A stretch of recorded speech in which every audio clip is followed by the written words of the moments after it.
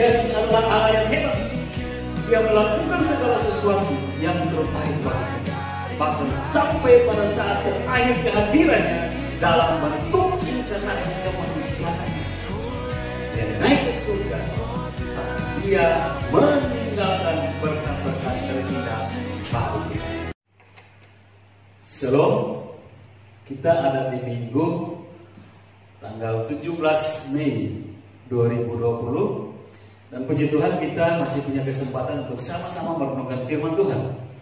Dan pagi ini saya mau berbicara tentang satu tema, yaitu tentang tidak pulang begitu saja.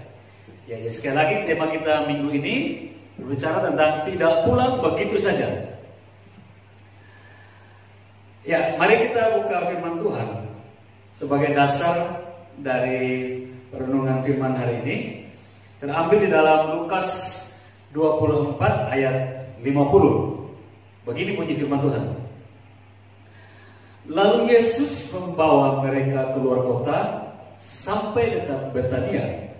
Di situ ia mengangkat tangannya dan memberkati mereka. Sekali lagi, lalu Yesus membawa mereka keluar kota sampai dekat Betania. Di situ ia mengangkat tangannya dan memberkati mereka. Ya,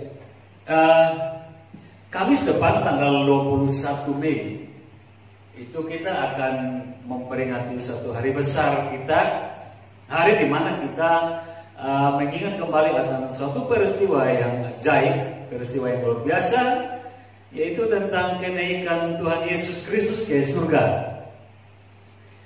Dan momen itu, momen kenaikan Yesus, itu adalah momen terakhir dari kehadiran Allah di dunia dalam bentuk daging.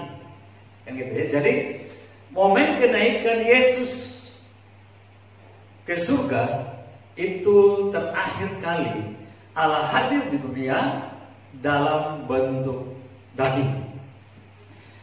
Nah, jemaat kasih, selama berada di dunia, Tuhan Yesus telah melakukan begitu banyak karya agung yang menjadi berkat bagi seluruh umat manusia.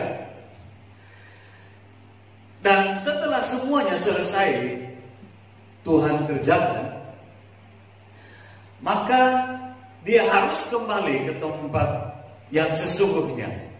Jadi setelah Yesus menyelesaikan semua karyanya, pekerjaannya dunia, sampai akhirnya di atas kayu salib, dia bangkit dan dia menampakkan diri selama 40 hari.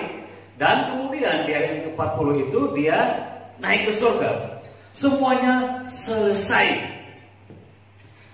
Tapi yang hebatnya di sini, yang saya mau bicarakan dengan kita semua hari ini, bahwa hebatnya itu Tuhan Yesus ketika dia naik ke surga, dia meninggalkan dunia kita ini, dia tidak pergi begitu saja. Tapi dia masih melakukan sesuatu yang sangat berarti bagi kita. Artinya dia tidak pergi begitu saja, dia masih meninggalkan sesuatu yang sangat berarti bagi kita. Di hari atau di saat terakhir, di dalam wujudnya sebagai manusia. Nah, yang saya bicarakan di sini, apa itu? Yang terakhir kali apa yang dia sisakan, yang dia tinggalkan. Jadi dia tidak pergi begitu saja ya. Nah, di sini Bapak Ibu kasih dalam Tuhan, saya mau kita fokus dan kita belajar di sini. Apa yang Tuhan sisakan terakhir, atau apa yang Tuhan tinggalkan yang terakhir itu untuk kita? Dari sini kita baca tadi di dalam Lukas itu bahwa Yesus membawa mereka ke satu daerah dan sampailah mereka di dekat Betania. Di situ ia mengangkat tangan dan memberkati para murid di situ. Nah, apa yang Tuhan tinggalkan di saat terakhir itu? Yesus mengangkat tangan dan memberkati mereka. Tapi ada di sebuah tempat yang Yesus bawa mereka ke situ. Di sini saya boleh melihat dua hal penting di sini. Satu, di terakhir kali juga masih berbicara tentang penentuan dan penetapan. Itu yang pertama. Dan yang kedua adalah memberkati, berkat. Nah, pertama mari kita lihat.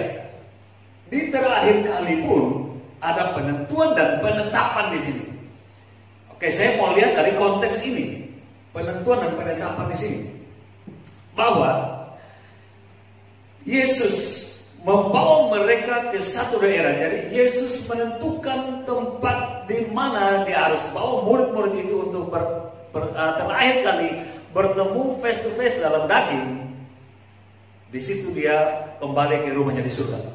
Nah, tempat itu Yesus yang membawa, berarti Yesus yang mempersiapkan tempat itu, Yesus yang menunjukkan tempat itu, Yesus yang menetapkan tempat itu.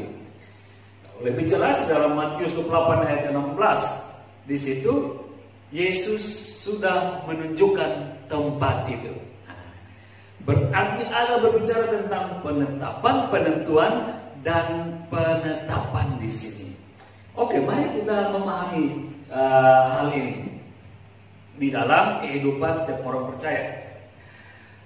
Poin pertama berbicara tentang penentuan dan penetapan. Berarti ada menentukan dan menetapkan. Kaitannya dengan kita di saat-saat terakhir Allah bertindak dalam dagingnya untuk kita. Maka ini mari kita pahami berbicara tentang Yesus menentukan dan menetapkan kita untuk diselamatkan. Jadi untuk keselamatan seseorang itu adalah penentuan dan penetapan dari Allah sendiri melalui pribadi Yesus. Nah, Roma 8 ayat 29 itu dikatakan bahwa apa? Sebab semua orang yang dipilihnya dari semula, mereka juga ditentukannya dari semula untuk menjadi serupa dengan gambar anaknya, supaya ia, anaknya itu, menjadi yang sulung di antara banyak saudara. Perhatikan kalimat ini. Sebab semua orang yang dipilihnya dari semula, mereka juga ditentukannya dari semula. Ada penentuan atau ada pemilihan dan ada penetapan di sini. Nah, dari sini kita bersyukur untuk kebenaran ini, bahwa ternyata ketika kita masuk di dalam bilangan orang-orang yang diselamatkan, ini berbicara tentang penentuan dan penetapan Allah untuk kita. Jadi tidak sekonyong-konyong, tidak semua orang itu bisa datang. Itu makanya kalau kita baca firman Tuhan lain, tidak satu orang pun bisa datang kepadaku kalau tidak ditarik oleh Bapa. Siapa mereka? Orang-orang yang dalam perkenanan Allah sendiri. Sehingga bukan karena perbuatan baik kita, bukan karena kegagahan kita, bukan karena kekuatan kita, bukan karena kepintaran kita, bukan karena kekayaan kita, dan bukan karena kita layak. Tetapi ini semua berbicara tentang kasih karunia. Dan oleh karena kasih karunia, dia menentukan dan dia menetapkan siapa yang dia berkenan memberikan keselamatan itu. Berarti kalau kita merenungkan di sini titik awal, betapa luar biasanya kita kalau kita menyadari kita ada dalam keselamatan. Ini bukan karena kita, tetapi ini karena kasih karunia. Dan jauh sebelum kita ada, semulanya Tuhan sudah menentukan dan menetapkan kita untuk ada di dalam keselamatan itu. Ini poin pertama. Bayangkan sudah terakhir itu pun Allah masih kembali mengkonfirmasi tentang segala sesuatu. Dia yang layak menentukan dan dia yang layak menetapkan. Dan itu terbaik untuk kita. Jemaat kasih, dari sini kita harus merenungkan baik-baik tentang hidup ini. Betapa luar biasanya hidup ini. Kita menikmati hidup ini oleh karena ada suatu kekuatan, oleh karena ada suatu kuasa, dan oleh karena ada suatu kasih yang berkenan untuk memberikan hidup ini kepada kita nikmati. Kepada kita untuk kita nikmati. Karena itu kita tidak bisa dengan seenaknya kita memanfaatkan hidup ini, dengan tidak seenaknya kita melaksanakan hidup ini. Karena itu tidak dengan segala sesuatu yang kita inginkan dan kita mau lakukan hidup ini. Tidak. Hidup ini ada yang memilikinya. Hidup ini sesungguhnya ada pemilik yang lebih layak, yaitu Yesus sendiri, yang sudah menentukan dan menetapkan itu untuk menikmati hidup dari pengorbanannya sendiri. Kasih Tuhan, kaitan dengan hal ini, kita bisa lihat kesaksian. Satu kesaksian yang hebat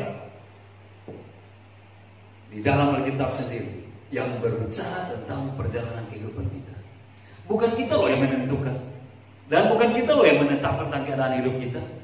Kita mau selamat, kita mau hidup, bukan kita menentukan, bukan kita yang menetapkan. Tapi kita menjalani hidup ini, kita melaksanakan hidup ini berdasarkan keselamatan yang sudah dikaruniakan kepada kita. Sehingga kita tidak berkuasa atas hidup ini. Perhatikan kesaksian yang hebat di Filipi. Kesaksian kepala penjara di Filipi, yang akhirnya menerima Yesus. Tetapi cara dia menerima Yesus untuk mendapatkan keselamatan itu melalui suatu drama yang sangat menakutkan bagi kepala penjara ini. Jadi si kepala penjara ini bertemu dengan Yesus, dan akhirnya dia menikmati keselamatan itu, karena keselamatan itu juga sudah ditentukan dan ditetapkan bagi dia oleh Yesus. Tapi dia harus mengalami itu melalui drama yang sangat menakutkan. Dramanya seperti apa? Ya tentu kita sudah berulang-ulang kali baca bahwa suatu kali ketika di luar kemampuan dia dan di luar dari sepengetahuan dia sudah rutinitas bekerja sebagai seorang kepala sipir atau kepala penjara di Filipi. Dan dia sudah biasa dengan keadaan di dalam penjara itu. Dan semuanya baik-baik saja. Tapi suatu hari ada sesuatu yang berubah, ada sesuatu yang lain. Dan hari itu punya mengubahkan kehidupannya menjadi sesuatu yang tidak pernah dia pikirkan. Dan itu membawa dia kepada kehidupan kekal. Bahwa sekali waktu di dalam tugas itu dia menerima 2 tawanan baru. 2 tawanan ini adalah Paulus dan Silas. Dan 2 tawanan ini beda dengan tawanan-tawanan lain. Kalau orang masuk sebagai tahanan oleh karena kesalahannya, kali ini 2 tawanan baru ini beda. Silas dan Paulus masuk ke dalam penjara Filipi itu bukan karena kesalahan mereka, tapi ada suatu rencana Allah di situ. Dan si kepala penjara tidak tahu untuk rencana ini. Sebagaimana biasa, dia hanya menjaga penjara itu dan semua baik-baik. Tapi pada malam itu, seandainya kalau kita ketemu catatan diarinya dia kan gitu, pasti ada catatan itu. Wah, saya kaget. Saya mengalami suatu hari yang luar biasa yang tidak pernah saya alami selama usia hidup saya. Kalau seandainya kita ketemu catatan harian kepala penjara di Filipi, ya, tentu dia akan menuliskan bahwa pada hari itu saya seperti biasa bekerja rutinitas dari pagi ketemu pagi menjaga orang-orang tahanan. Tapi kali ini luar biasa, ternyata seperti gempa bumi dan langsung mati lampu semua dan kelihatan semua sudah hancur bangunan penjara itu. Dan saya merasa semuanya sudah lari meninggalkan bangunan itu, para orang-orang tahanan. Dan waktu saya membuka mata, semua sudah gelap gulita. Dan saya minta supaya pelita dibakar dan kita ngecek apakah orang-orang penjara itu sudah lari. Dan saya tahu pasti bahwa kemungkinan semua sudah membebaskan diri, sudah lari meninggalkan penjara ini. Karena kesempatan sudah ada, bangunan-bangunan sudah rontok. Dan berarti saya harus tanggung jawab dengan hal ini. Wah, sudahlah, saya nggak bisa menanggung hukuman yang ada nanti. Dan akhirnya dia berencana untuk membunuh diri. Nah, ketika dia mau bunuh diri karena keadaan itu, baru dengar sebuah suara yang berkata, "Jangan engkau melakukan apa-apa. Kami semua masih di sini." Nah, waktu dia cek suara itu, ternyata ada orang yang masih di situ. Dan siapa orang itu? Adalah Paulus. Baru kemudian Paulus berhadapan dengan dia, dan Paulus menyaksikan tentang kasih kemurahan Tuhan kepada dia. Seketika itu juga dia menerima Yesus, dan melalui drama yang menakutkan, tapi drama yang menakutkan itu membalikan kepada dia suatu kehidupan yang nyata.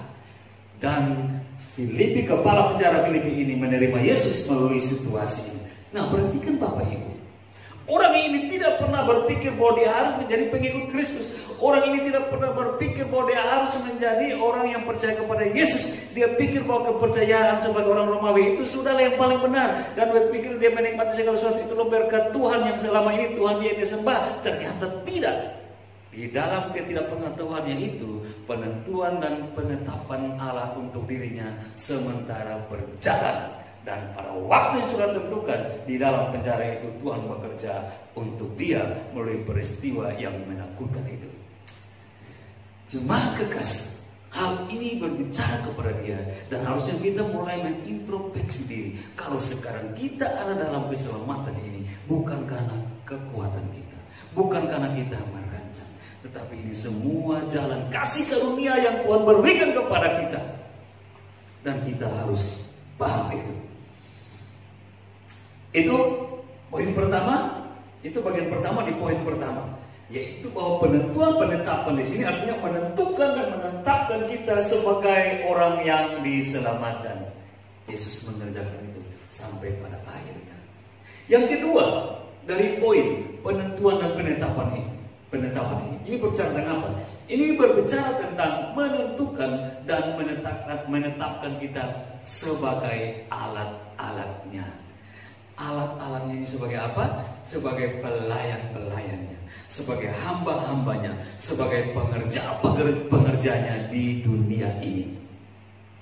2 Timotius 1 ayat 11 itu dikatakan bahwa apa?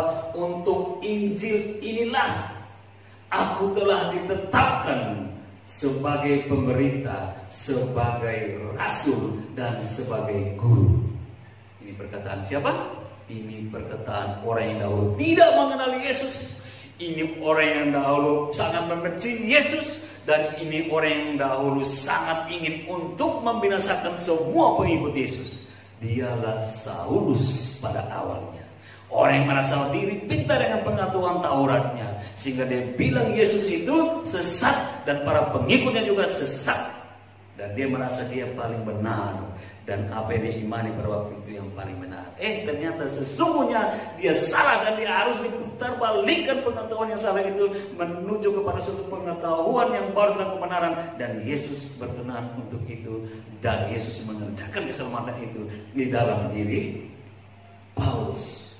Tapi setelah Yesus menyelamatkan Paulus, apa selesai di situ? Tidak. Ada suatu penentuan dan penetapan kemudian yang mengikuti dari pemilihan itu adalah memakai dia sebagai alat. Itu sebabnya dia tulis surat kepada murid kekasihnya namanya Timotius. Dia bilang, untuk Injil inilah aku telah ditetapkan sebagai pemberita, sebagai guru, dan sebagai rasul. Artinya ini dipakai untuk menjadi alatnya.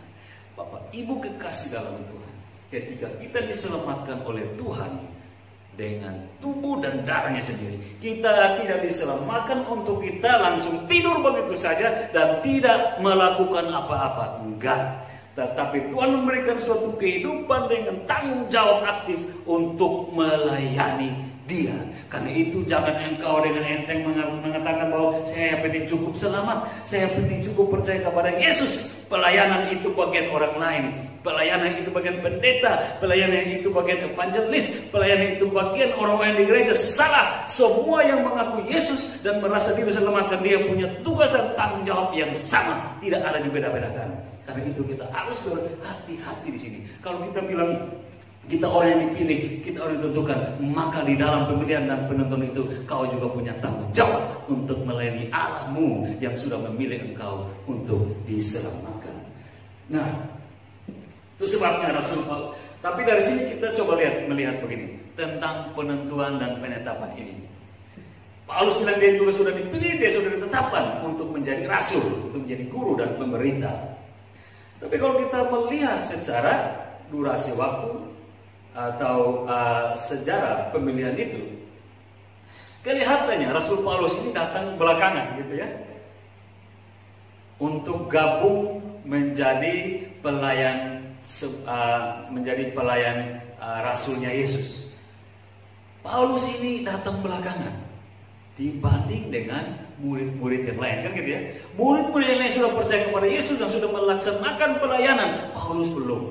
Tetapi kemudian kasih karunia Allah juga datang kepada Paulus, dan Tuhan pilih dia, dan dia juga masuk di dalam bilangan para rasul untuk melayani. Paulus datang belakangan loh. Tetapi ingat, meski dalam tanda kutip datang belakangan, tetapi ini bukan berarti terlambat. Sekali lagi, meski kita kelihatan belakangan datang untuk melayani Tuhan, tetapi sekali lagi, dalam hal melayani Tuhan tidak ada kata terlambat. Mengapa? Karena semuanya tentu sudah terukur dalam waktunya Tuhan. Jadi poin mengenai melayani tidak ada kata terlambat. Karena apa? Semuanya sudah terukur waktu ini menurut ketentuan Tuhan sendiri. Sebab Tuhan jugalah yang menentukan waktu bagi seseorang untuk melayani Dia. Kan gitu. Jadi bukan kita, tapi ini berbicara tentang perkara yang Tuhan mau untuk kita lakukan. Jadi bukan waktu kita, bukan target kita, bukan rencana kita, bukan schedule kita, tapi dari semuanya itu sudah ada penentuan waktu Tuhan di dalam diri kita. Jadi tidak ada kata terlalu cepat, tidak ada kata terlambat, tapi semua sudah terukur di dalam desainnya Allah. Nah, itu sebabnya ada suatu kesaksian yang juga hebat di dalam Alkitab. Nah, kali ini di dalam Perjanjian Lama. Siapa yang menjadi kesaksian hebat di sini? Ada seorang yang bernama Amos. Kan gitu ya? Ada seorang yang bernama Amos. Amos 7 ayat 14 sampai 15. Di situ berbunyi begini.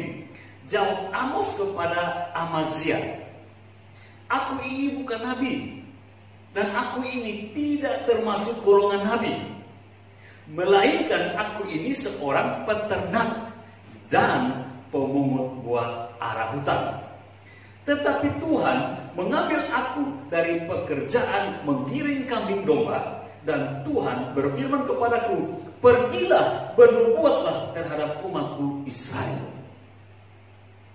Konteksnya bahwa Amos berdasarkan panggilan dan penetapan Allah kepada dia pergi ke Israel, khususnya kepada Raja Yerobeam, dan dia mengatakan tentang sesuatu yang akan terjadi. Dan Amazia, imam di Betel, mendengar itu, dan Amazia ini pergi ke Yerobeam dan mengatakan bahwa ini orang Amos ini dia sementara merencanakan suatu kudeta. Karena dia bilang Yerobeam engkau raja akan dibunuh dengan pedang dan bangsa Israel akan dibuang sebagai tawanan. Lalu Amos ini diusir. Itu sebabnya Amos bilang kepada imam di Betel ini namanya Amazia, "Hai imam yang terhormat Amazia, aku ini bukanlah orangnya nabi. Aku ini bukan dari kelompoknya nabi. Aku orang biasa.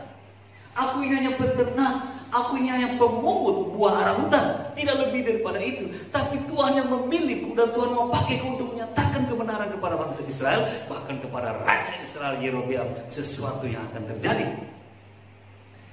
Apa yang kita bisa kaitkan kesaksian diri Amos dalam pilihan penentuan Allah akan dirinya yang adalah orang biasa-biasa ini dengan diri kita dan orang banyak yang dipanggil Tuhan? Kita bisa melihat poinnya seperti ini. Karena itu kita tidak tahu dengan nasib seseorang di masa depannya, sebab semuanya tergantung kepada Tuhan. Karena itu mungkin sekarang ada orang yang kita lihat dia cuma nongkrong di jalan, di simpang-simpang jalan, dan sebagai pengangguran sempurna dan tidak melakukan apa-apa. Jangan dulu kita mengejek, jangan dulu kita merendahkan. Atau kita lihat orang-orang yang kelihatan di jalan-jalan sebagai pemulung lain sebagainya, tidak ada harganya, dan orang mereka seperti itu direndahkan, di kelas keuangan, dan tidak ada artinya. Hati-hati. Karena kita tidak tahu mereka di bagian masa depan mereka, Allah bertindak kepada mereka seperti apa. Demikian juga kita tidak bisa untuk melihat, demikian juga sama dengan kebanyakan orang mungkin melakukan pekerjaan serabutan, pekerjaan-pekerjaan sederhana, dan kita tidak bisa mengajak mereka, merendahkan mereka, karena kita tidak tahu nasib mereka ke depan seperti apa. Atau juga sama dengan mereka yang lain yang suka mengkafir-kafirkan orang Kristen dan membenci Yesus dengan berteriak kafir, kafir, kafir, kan gitu ya. Nah, itu kan yang biasa kita dengar saat ini. Tapi kita juga tidak bisa memvonis tentang keadaan mereka, sebab kita tidak tahu jalan hidup mereka ke depan. Kalau Tuhan berkehendak atas mereka, mereka pun bisa menjadi alatnya. Karena apa? Kita lihat dari dua kesaksian hebat, Paulus dan Amos. Paulus punya otak cemerlang karena memiliki pengetahuan Taurat. Tetapi sayang, dia jauh dari Tuhan. Dia tidak kenal Yesus. Dia menjadi orang yang keras, kasar, dan pembunuh. Amos, orang yang datang dari orang-orang rendahan dan tidak ada nilainya, tidak dihargai. Sehingga walaupun dia ngomong kebenaran, dia diusir. Nah, ini menjadi suatu perwakilan pengetahuan bagi kita bahwa tidak ada satupun di antara kita yang bisa mengukur orang lain. Sekarang mungkinlah kita masih melihat orang lain mungkin kelihatannya kastanya di bawah kita, kan gitu ya. Kadang orang mengukur diri itu paling hebat dari orang lain, lalu mulai mengejek orang lain. Tapi kita tidak tahu ke depan seperti apa. Amos membuktikan itu. Amos cuma apa? Gembala dan pemungut buah-buah pohon ara, buah-buah ara di hutan. Tapi Tuhan berkenan untuk dia. Maka dia menjadi orang yang hebat, yang berani berhadapan dengan Raja Yerobeam dan berani berkata yang luar biasa kepada Yerobeam. Amasya, Imam Betel pun mungkin belum berani berhadapan seperti itu. Tapi seorang rendah ini, Amos, berani berhadapan. Kenapa? Ada Tuhan yang memilih. Itu sebabnya orang-orang saat ini pun mungkin sangat membenci Yesus. Okelah, sekarang kau boleh berteriak untuk membenci kekristenan, engkau boleh membenci Yesus dengan mengata-ngatai, tapi engkau tidak berkuasa atas pilihan dan penentuan Allah terhadap dirimu. Karena itu, bagi mereka yang mulai berlaku kasar, bagi mereka yang jahat kepada kekristenan, kita doakan saja bagi mereka. Ada waktu yang Tuhan bisa bekerja, sebab kehidupan mereka bukan kekuasaan mereka. Kehidupan mereka adalah kekuasaan Yesus yang menciptakan mereka. Sekali waktu kalau Tuhan berkenan untuk mereka, mereka seganas apapun, mereka sejahat apapun, mereka secara sadis apapun, Yesus mampu menaklukkannya dan menyelamatkan dan memakai sebagai alat Yesus sendiri, seperti Paulus. Nah, ini kan di bagian terakhir dari keberadaan Yesus di dunia secara daging, dia mau menyatakan seperti ini, bahwa segala sesuatu dia yang tentukan. Itu termasuk nasib hidup kita, termasuk nasib kita dan masa depan kita, semua di dalam ketentuannya. Luar biasa. Nah, itu sebabnya mari kita mulai kita mulai melihat diri kita bahwa kita orang-orang yang merupakan dapat belas kasihan yang luar biasa dari Tuhan. Kita menjalani hidup ini baik-baik di masa-masa akhir ini, di zaman-zaman akhir ini. Kita tidak boleh membawa diri ini semau kita. Kita tidak boleh memanfaatkan hidup ini apa yang kita mau kita lakukan, tidak. Dan mari kita sadar kita sudah ada di zaman akhir dan segala sesuatu mari kita melakukannya berdasarkan kehendak Tuhan. Sebab hidup yang kita miliki saat ini, sebab hidup yang kita jalani saat ini adalah milik Dia dan Dia yang memberikan untuk kita. Pertama. Yang kedua, ini berbicara tentang apa? Maka di daerah Betania itu, di atas bukit itu, dia mengangkat tangan dan memberkati mereka. Ini berbicara tentang di terakhir kali pun secara daging Allah hadir, dia tetap memberkati murid-murid. Tarik ke dalam diri kita, sampai kapanpun Tuhan juga akan memberkati kita di dalam kasih karunia-Nya sendiri. Ini luar biasa kalau kita mau melihat. Memberkati di sini dari kata bless itu tentang memberkati dan juga merestui. Ini ada beberapa poin yang bisa kita lihat sini. Dalam hal apa berkat ini ada pada kita, kan gitu ya? Dalam hal apa berkat ini mengalir di dalam kehidupan kita? Satu, di dalam hal pelayanan. Karena tadi apa? Tuhan menentukan dan menetapkan kita untuk diselamatkan. Tapi kemudian dari setelah keselamatan diberi, Dia juga menentukan dan menetapkan kita menjadi alatnya. Alatnya itu adalah sebagai hambanya pelayannya, pengerjanya. Berarti kita harus bekerja untuk Dia. Tetapi apakah kita punya kemampuan? Enggak. Jangan ragu. Kalau Allah yang memilih dan menetapkan kita menjadi alatnya, Allah juga yang akan bertanggung jawab untuk memberikan kemampuan-kemampuan kepada kita dalam hal melayani Dia. Karena itu setelah apa? Dia menentukan dan Dia memilih, maka Dia memberkati. Dia memberkati di dalam pelayanan kita. 1 Korintus 3 ayat 6. Aku menanam, Apolos menyiram, tetapi Allah yang memberi pertumbuhan. Paulus bilang, aku menanam, Apolos menyiram, tetapi Tuhan yang memberi pertumbuhan. Di sini sekali lagi, mari kita cermati baik-baik ini dan kita pahami. Kalau begitu, segala keberhasilan yang ada pada kita itu sekali lagi bukan karena kita. Segala keberhasilan yang ada pada kita itu bukan karena kita. Ini berbicara kasih karunia Allah, termasuk di dalam melayani, di dalam pelayanan. Kalau kita berhasil dalam pelayanan, bukan karena kita mampu berteori, kan gitu ya. Kalau kita berhasil dalam pelayanan, bukan karena kita cakap berbicara, karena bukan kita mampu memberi dengan uang atau dengan apa, bukan. Tapi karena Tuhan yang memberikan pertumbuhan itu, atau Tuhan yang memberkati pelayanan itu. Itu sebabnya Paulus bilang, aku yang menanam, kemudian Apolos yang menyiram.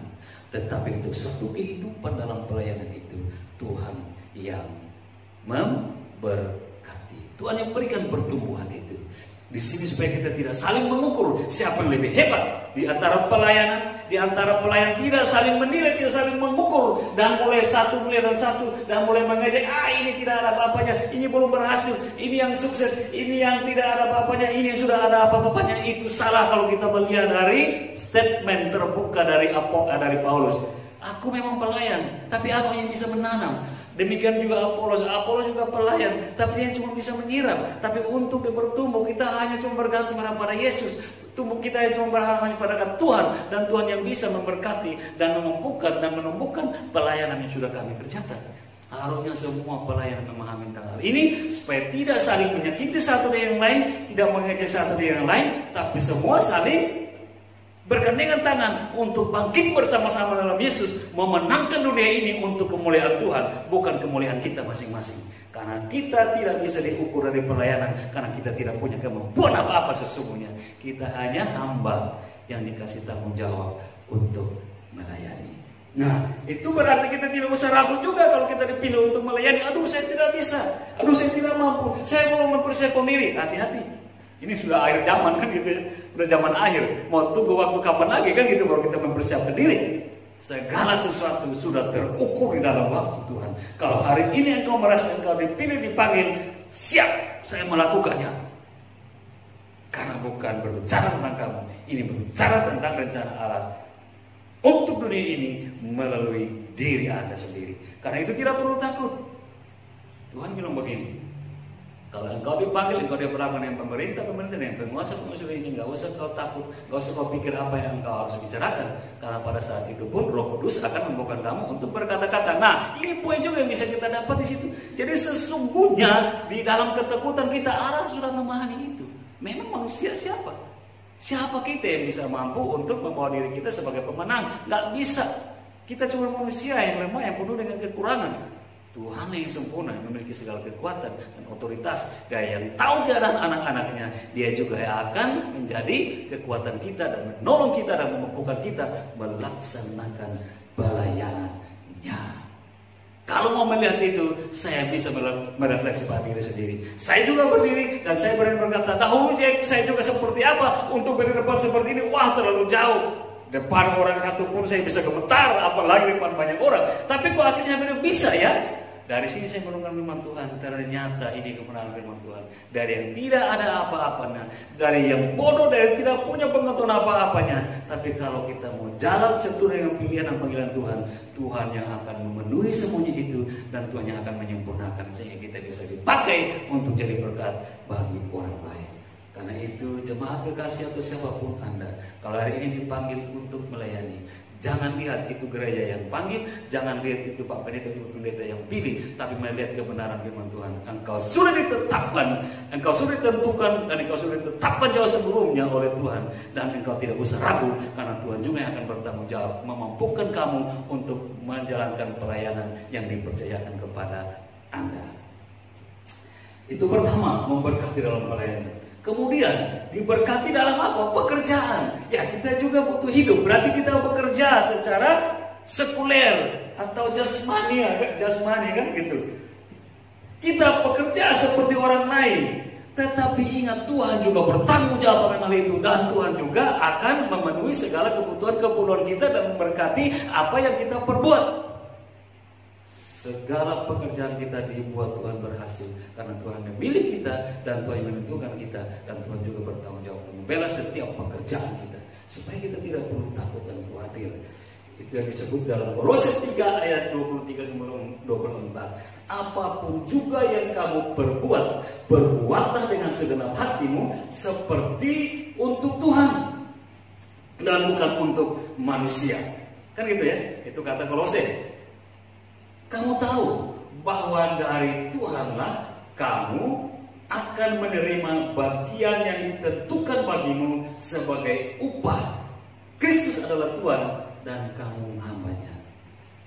Jadi dimanapun engkau bekerja, engkau sebagai swasta, engkau sebagai bos, engkau sebagai karyawan, atau engkau ada di posisi yang paling bawah dari suatu struktur pekerjaan, lakukanlah itu dengan sungguh-sungguh. Dalam Kolose bilang, lakukanlah itu seakan-akan engkau melakukan pekerjaan sehari-hari itu untuk Tuhan dan bukan untuk manusia. Karena di balik semuanya itu upahmu sudah disediakan. Artinya begini, untuk pekerjaan sekuler pun, dimanapun disiplin kerjamu, lakukanlah itu sesuai dengan Tuhan, dan lakukan itu atas dasar takut Tuhan, supaya Tuhan pakai engkau menjadi berkat dimanapun bagian engkau bekerja. Dan apapun yang kau buat, firman Tuhan mengatakan, dibuat Tuhan berhasil. Nah, ini yang dimaksudkan, bahwa ternyata mengikut Tuhan bukan berarti sekuler pun Tuhan lepas dan kita yang bertindak sendiri. Enggak.